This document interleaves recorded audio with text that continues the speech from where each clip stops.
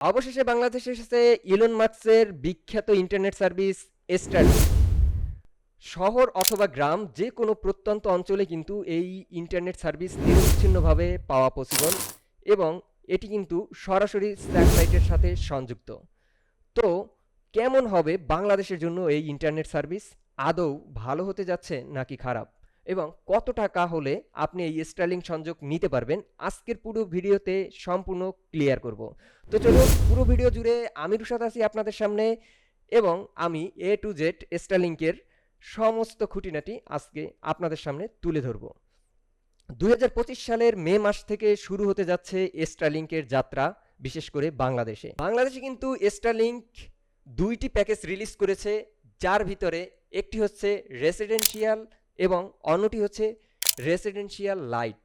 Residential প্যাকেজটি নিতে হলে আপনাকে প্রত্যেক মাসে গুনতে হবে 6,000 টাকা এবং এরই সাথে সাথে এক নাগাল বা লাইন চার্জ বা সার্ভিস চার্জ যেটা বলেই সেটা আপনাকে দিতে হবে 47,000 টাকা।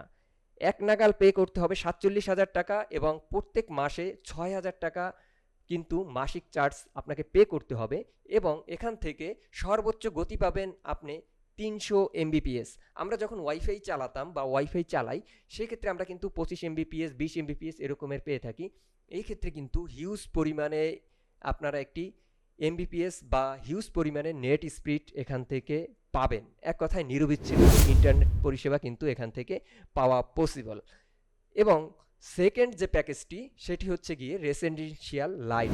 এই রেসিডেন্সিয়াল লাইট প্যাকেজটিতে আপনাকে প্রত্যেক মাসে চার্জ হিসাবে গুনতে হবে 4200 টাকা বা 4,200 টাকা এবং এক নাগাল পে করতে হবে 47,000 টাকা এবং এই 47,000 টাকার ভিতরে কিন্তু ওয়াইফাই রাউটার বলেন, তারপরে হচ্ছে গিয়ে যাবতীয় যে কিটগুলো লাগবে সেই কিটগুলো ইনক্লুডেড থাকবে, মানে এর বাহিরে আপনাকে আর কোনো এক্সট্রা চার্জ দিতে হচ্ছে না এবং প্রত্যেক মাসে যে মাসিক চার্জটা আছে সেটা আপনাকে পে করতে হবে। এখন আপনারা এই যে স্টারলিংক সার্ভিসটা, সেই স্টারলিংক সার্ভিসটা কিভাবে নেবেন?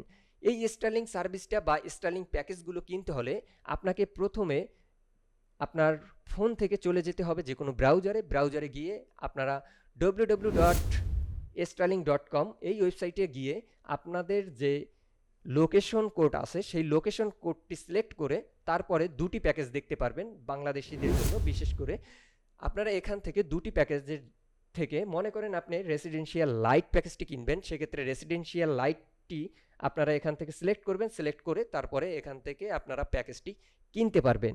এখন কথা হচ্ছে এই যে স্টারলিংক, এটাই কিন্তু হিউজ পরিমাণে আমাদের খরচ হয়ে যাচ্ছে বা বড় একটা অ্যামাউন্ট প্রয়োজন হচ্ছে। এখন কাদের জন্য এই স্টারলিংক পরিষেবা বা আপনার আমার এই স্টারলিংক যে ইন্টারনেট সার্ভিস সেটা নেওয়া ঠিক হবে কিনা?